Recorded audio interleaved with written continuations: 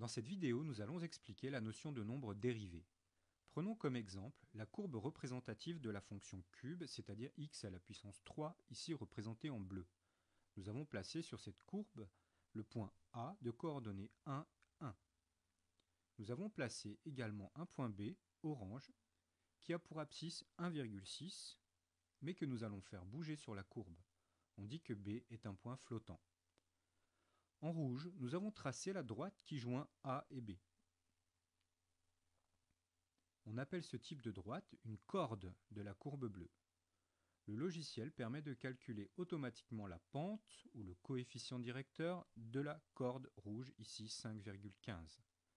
En vert, nous avons placé le point C qui a la même abscisse 1,6 que B et qui a pour ordonnée Y le coefficient directeur de la corde rouge, c'est-à-dire 5,15.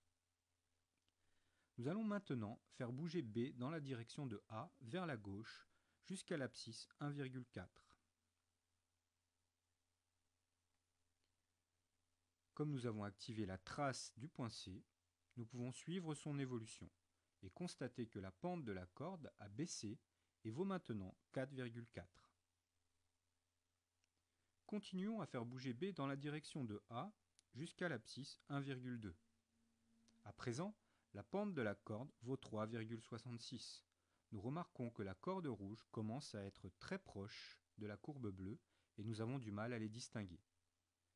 Approchons à présent B de manière à ce qu'il se confonde avec A. La corde rouge n'existe plus. Forcément, nous n'avons plus qu'un seul point, A et B sont confondus. Mais ce qui est intéressant de remarquer, c'est que la corde, au moment où elle a disparu, avait une pente qui était très proche de 3. Le nombre dérivé f' de A d'une fonction petit f au point A est la limite des coefficients directeurs des cordes AB lorsque le point B tend vers le point A. Autrement dit, si nous cherchons à écrire une formule, nous avons cette fraction, f de B moins f de A sur B moins A, qui est la pente de la corde AB. Lorsque B s'approche du point A, B tend vers A. L'abscisse de B, petit b, tend vers l'abscisse de A, petit a. Donc cette pente a pour limite un certain nombre qui était, dans notre exemple, le nombre 3. Le nombre dérivé de f au point d'abscisse A est précisément la limite de ces pentes quand le point B tend vers le point A. Si l'on pose maintenant l'écart entre A et B, B moins A, comme petit h, à ce moment-là, notre formule devient, puisque B sera petit a plus h, nous aurons f de a plus h qui est en fait f de B, moins f de a qui n'a pas changé, et en dessous nous avons B moins a qui vaut h. Et quand petit b tend vers petit a, h tend vers 0. Autrement dit, le nombre dérivé f' de a, c'est la limite quand h tend vers 0 de f de a plus h moins f de a sur h. C'est la définition du nombre dérivé au point A.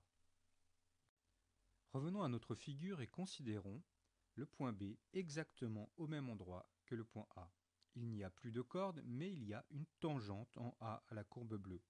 Nous pouvons voir cette tangente en plaçant notre point B tout proche du point A, et même, disons, tellement proche qu'on ne voit pas la différence entre les deux. Il est intuitivement évident que la pente de cette tangente sera exactement la limite de la pente des cordes, c'est-à-dire 3, notre nombre dérivé f' de A. Par conséquent, une interprétation graphique très utile du nombre dérivé en A est qu'il s'agit en fait de la pente de la tangente à la courbe au point A. Revenons à notre définition du nombre dérivé de la fonction f en A, f' de A, et posons-nous la question suivante. Pourquoi est-il nécessaire d'utiliser cette définition compliquée avec une limite?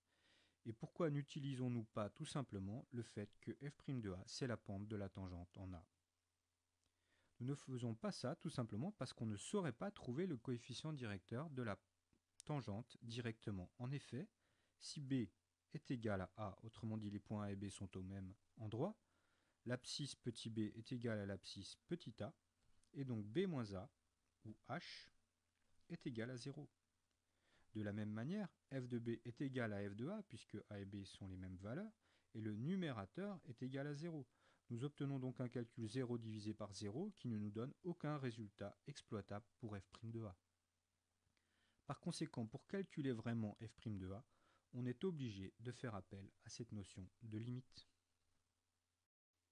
Pour bien comprendre cette dernière remarque, il faut voir que nous n'avons pas accès à la tangente en a à la courbe. On pourrait bien sûr utiliser la commande du logiciel et lui demander la tangente en a à la courbe.